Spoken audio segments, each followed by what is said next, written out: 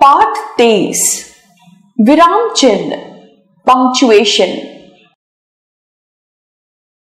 रोको मत जाने दो, रोको मत जाने दो।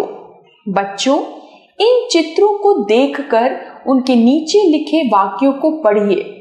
इनमें मात्र एक चिन्ह लग जाने से वाक्य का आशय बदल गया है।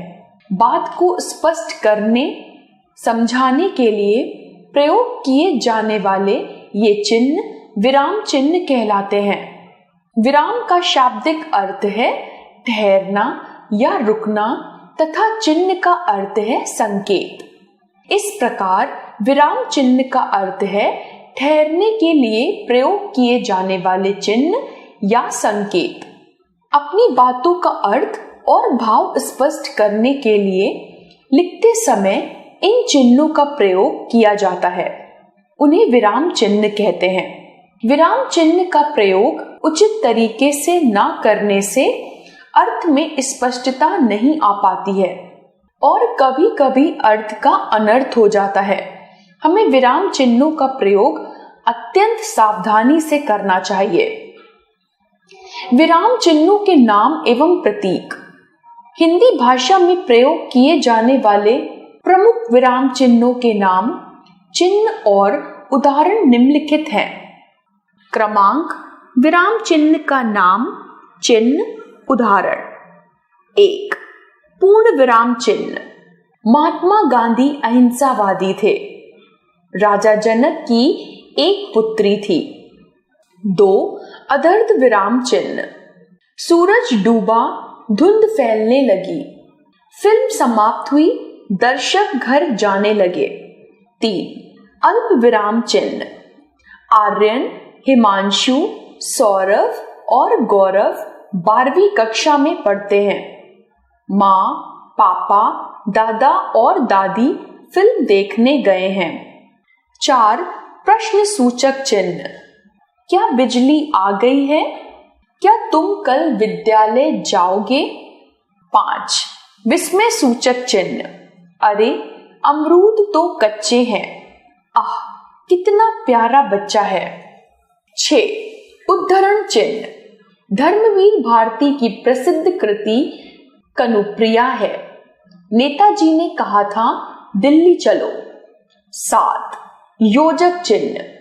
कुछ लोगों के लिए अच्छे बुरे में फर्क ही नहीं है। हमें अपनों के सुख दुख में साथ बने रहना चाहिए। 8. विवरण चिन्ह। हरिवंश राय बच्चन की रचनाएं हैं मधुबाला, मधुशाला आदि। भारत के कुछ गायक हैं अरिजीत सिंह, सोनू निगम आदि। 9. निर्देशक चिन्ह। छात्र। आप सबसे अच्छा पढ़ाने वाले अध्यापक हैं। अध्यापक। हा हा, ऐसी तो कोई बात नहीं है। 10. उपविराम चिन्ह। जनसंख्या वृद्धि, एक समस्या, विज्ञान, वरदान या अभिशाप। 11. संक्षेप सूचक या लाघव चिन्ह। डॉक्टर, क्र प्र उ, कृपया पृष्ठ उलटिए। 12. रुटि पूरक या हंस पद चिन्ह। पक्षी दाना चुगकर उड़ गए। 13. कोष्टक चिन्ह। दामोदर कृष्ण की छवि देखते ही बनती थी। विराम चिन्हों के भेद। विराम चिन्हों के भेद निम्नलिखित हैं। 1. पूर्ण विराम चिन्ह। इस चिन्ह का प्रयोग वाक्य के पूरा होने पर किया जाता है। इससे वाक्य पूरा होने का संकेत मिलता है। यह प्रश्नवाचक वाक्यों को छोड़कर हर तरह के वाक्य में प्रयुक्त होता है। उदाहरण, अक्षय पुस्तक पढ़ रहा है। रात्रि के समय सब सो गए। 2. अधर्ध विराम चिन्ह। जब वाक्य की समाप्ति पर विराम चिन्ह की अपेक्षा कम देर तक रुकना होता है, तब इस चिन्ह का प्रयोग किया जाता है। उदाहरण, भिखारी ने पड़े हुए पैसे उठाए, भाग गया। छात्र कक्षा में आए, पढ़ने लगे। 3. अल्प विराम चिन्ह। जब वाक्य में अधर्त विराम से भी कम समय के लिए रुकना पड़ता है, तब इस चिन्ह का प्रयोग किया जाता है। उदाहरण, यहाँ समोसे, चाउमीन और मोमोज मिलते हैं। उसने सेब, संतरे और केले खरीदे। 4. प्रश्न सूचक चिन्ह। इस चिन्ह का प्रयोग प्रश्न पूछने और कुछ जानने की स्थिति में किया जाता है। उदाहरण, अटल बिहारी वाजपेयी कब स्वर्गवासी हुए? विद्यालय में कौन सफाई करता है? 5.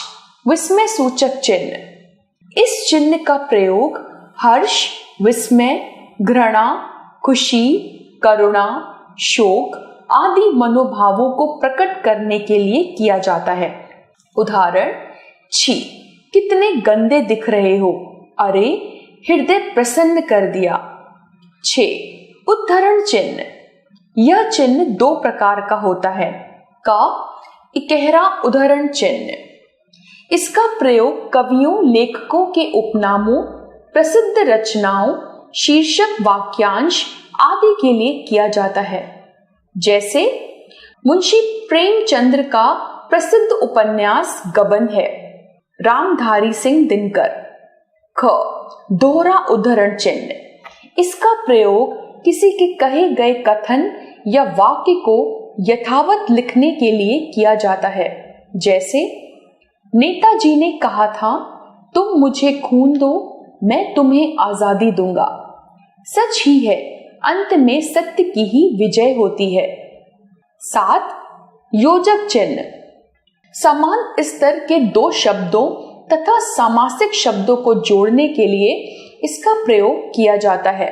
उदाहरण, दिल्ली में मेरा आना जाना लगा रहता है। खेल में हार जीत तो होती ही रहती है। 8.